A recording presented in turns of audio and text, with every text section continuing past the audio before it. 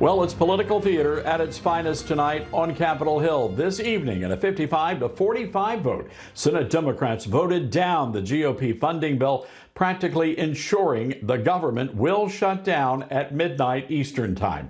Government Shutdown, the musical. Lots of blockbuster bloviating and bluster from a bevy of blowhards. A chorus line of congressmen tap dancing around the issues. Republicans delivering monologues on fiscal responsibility. Democrats weeping and wailing over the plight of illegals. Performances no doubt worthy of a Tony Award. Well, the clock is ticking, and in just a few short hours, it will be known as the night that the lights went out in D.C. President Trump all but predicting the Democrats would not budge. They want to shut it down because they want to give billions, ultimately trillions of dollars to illegal migrants, people that came into our country illegally. They also want to have open borders. They want to have men and women's sports. They want to have transgender for everybody. These people are crazy, the Democrats. CC El Presidente. And that's an important truth, by the way, an inconvenient truth for the Democrats and their propagandists in the mainstream media. Now, the Democrats are willing to make millions of Americans suffer unless Congress restores funding to NPR and PBS, $500 million to National Public Welfare Radio and their pals over on Sesame Street. And the Democrats are also demanding taxpayer-funded health care for illegal alien invaders. But Speaker Johnson and Majority Leader Thune and the White House, well, they've drawn a line in the sand.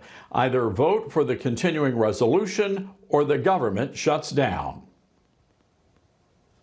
During the Biden administration, there were 13 threatened shutdowns. The Republicans in the minority did the right thing. We kept the government open. We're simply asking for the Democrats to do the same. And the Democrats have a very clear binary choice. They can choose to keep the government open by voting for a short-term, nonpartisan, clean, continuing resolution, 24 pages long, or they can vote to shut the government down.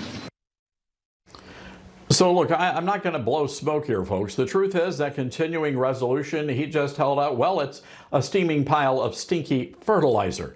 Senator Rand Paul, the Republican gentleman from the Commonwealth of Kentucky, warns that the CR is $400 billion more than before COVID.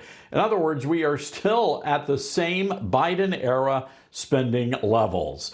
But the other side wants open borders and men playing in women's sports. They want to medically mutilate your kids, and they want to give your doctor's appointment to some illegal from Guatemala. Now, there is going to be some good things that happen if the government shuts down. OMB Director Russ Vought instructing federal agencies to prepare for mass firings, cutting the fat out of the government. Employees deemed not essential will be furloughed. Side note here, folks, if a worker is in fact non-essential, why do they have a taxpayer-funded job in the first place? Meanwhile, brand new polling out today from the New York Times. An overwhelming majority of Americans say the Democrats should not shut down the government. Now get this, 65% according to all of those polled. But when you break down the numbers by political party, well, it gets very interesting. 92% of Republicans say the Democrats should not shut down the government, but 43% of Democrats broke with their own party to side with the GOP. And 59% of independents say no shutdown. In other words, saving a transgender Muppet on Sesame Street, not just worth a government shutdown after all.